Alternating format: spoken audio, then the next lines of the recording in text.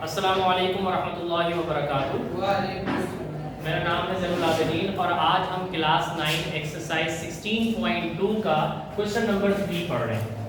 बेटा एक्सरसाइज 16.1 और 16.2 जैसा कि आपको मालूम है कि डिस्टेंस फार्मूले पर मुश्तमिल है और डिस्टेंस फार्मूला आपने कई मरतबा लगाया भी है, उसको सॉल्व भी किया है। तो इंशाल्लाह आपको अब तक के डिस्टेंस फार्मूला याद हो चुका होगा और अब हम डिस्टेंस फार्मूले पर मुश्तमिल कुछ एक्सरसाइज, एक ऐसी एक्सरसाइज है जिसमें कुछ सवालात उसी पर मुश्तमिल होंगे। तो सवाल पढ़ते हैं। सबसे पहले सवाल समझना बहुत ज़रूरी होता है, तो सवाल जब तक के समझ में नहीं आएगा तब तक क्या आप उसको सॉल्व नहीं कर सकेंगे।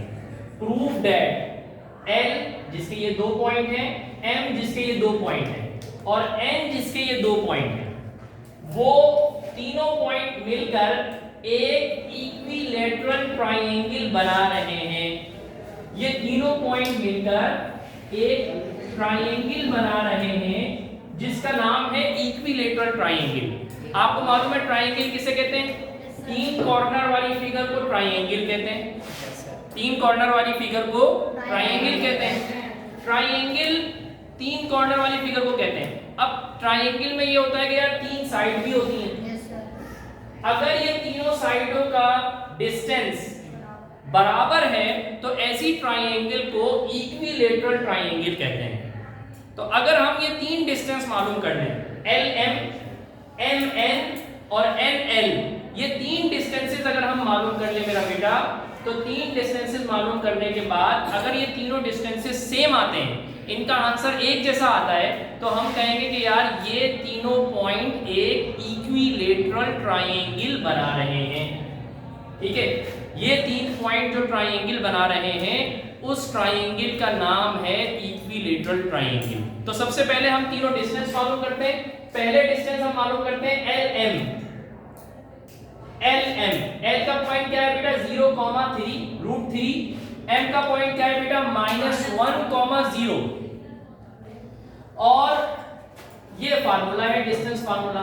हम पहले x1 और y1 मेंशन करते हैं। ये रहा x1 हमारा और ये रहा y1, ये x2 और ये y2। सही है बेटा। अब हम वैल्यू फार्मूला लिखते हैं। LM, distance of LM is equals to √x2 - x1 का स्क्वायर प्लस y2 - y1 का स्क्वायर। बेटा x2 हमारा क्या है? -1। तवज्जो कीजिएगा मेरा बेटा, 1 सेकंड की तवज्जो अगर आपकी हटेगी ना, सवाल चला जाएगा आपके जहन से। बेटा देखें, x2 -1 है, मैंने x2 की जगह पे -1 लिखा। फार्मूले का माइनस, x1 क्या है बेटा? 0 और दोनों के ऊपर क्या लिखा हुआ है? स्क्वायर। दरमियान में क्या लिखा हुआ है? प्लस। y2 क्या है बेटा? 0, फार्मूले का माइनस, और y1 क्या है बेटा? √3 और दोनों के ऊपर क्या लिखा हुआ है? स्क्वायर। बेटा -1 0 किसी भी नंबर के साथ प्लस या माइनस हो, 0 किसी भी नंबर के साथ प्लस या माइनस हो तो वही नंबर आता है, 0 नहीं आता। ठीक है, -1 और इसके ऊपर स्क्वायर। 0 किसी भी नंबर के साथ माइनस हो, कोई फर्क नहीं पड़ता उस नंबर पे, -√3 का होल स्क्वायर और सबके ऊपर क्या है? रूट। बेटा -1 के स्क्वायर का मतलब -1 को 2 मरतबा लिख के मल्टीप्लाई करना। -1 को 2 मरतबा लिख के मल्टीप्लाई करना। बेटा -1 मल्टीप्लाई होकर क्या हो जाएगा? +1। -√3 के ऊपर स्क्वायर, ये तवज्जो बहुत अहम बात। -√3 के ऊपर स्क्वायर है बेटा। स्क्वायर माइनस के ऊपर भी है, मतलब क्या कि स्क्वायर माइनस के ऊपर भी है तो माइनस माइनस कितना हो जाएगा? प्लस। और √3 के ऊपर जब स्क्वायर आएगा तो स्क्वायर से रूट कैंसिल हो जाएगा, क्या बचेगा? सिर्फ 3। ये समझ में आया बेटा? दोबारा समझाऊं?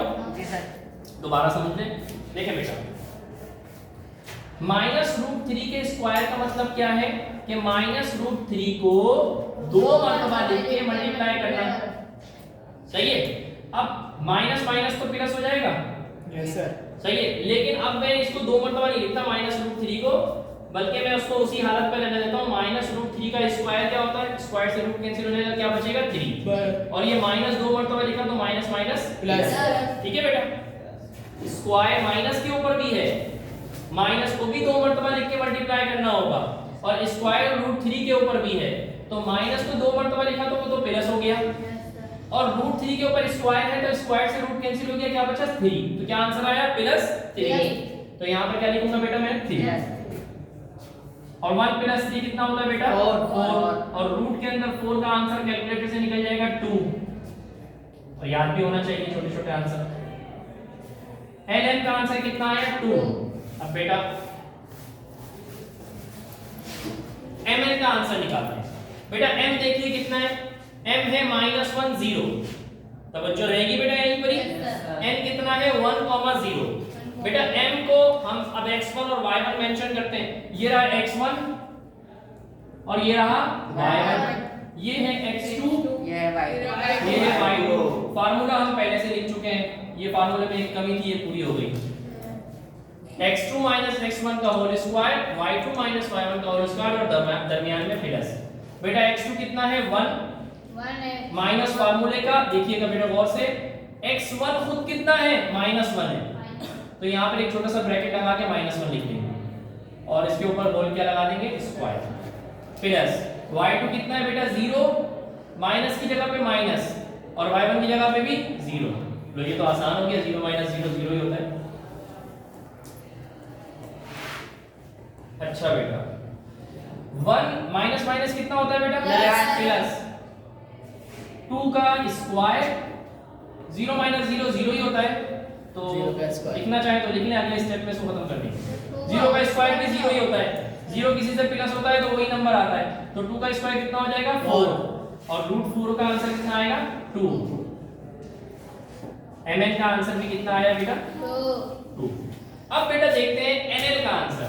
nl में भी बेटा n कितना है हमारे पास 1 0 और l कितना है 0 √3।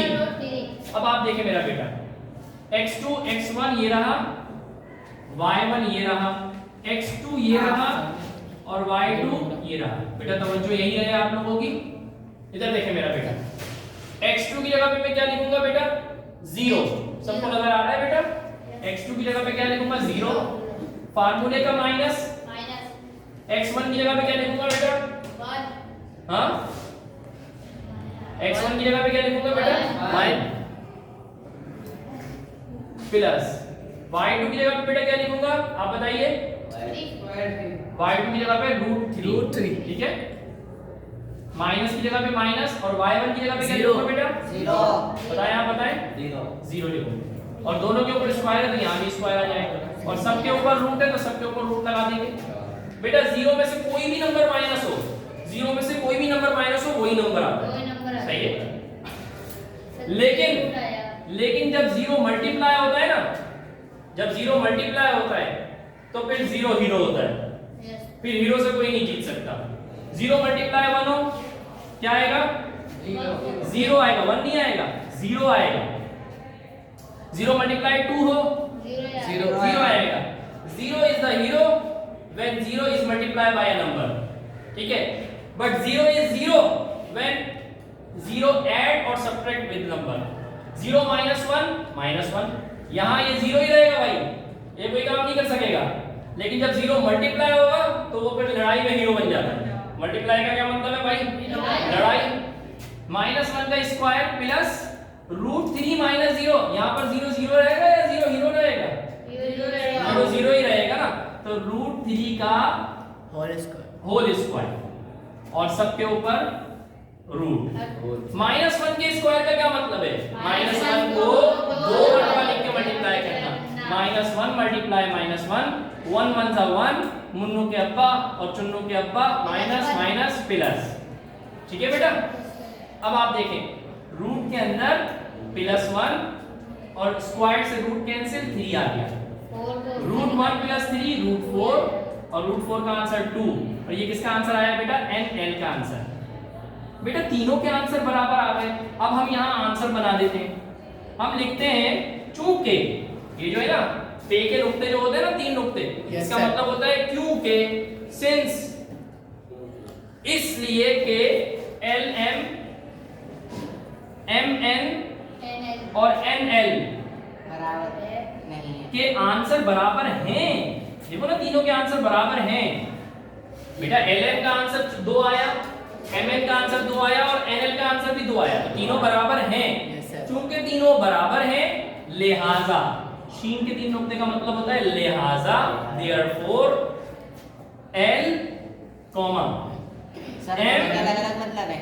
हाँ दोनों के अलग-अलग। हाँ, इसका मतलब है क्योंकि ये तीनों बराबर हैं लिहाजा L, M and N formed बना रहे हैं एन इक्विलेटरल ट्रायंगल, एक ऐसी ट्रायंगल जिसके तीनों साइडें बराबर हों उसे इक्विलेटरल ट्रायंगल कहते हैं। यही हमें साबित करना था।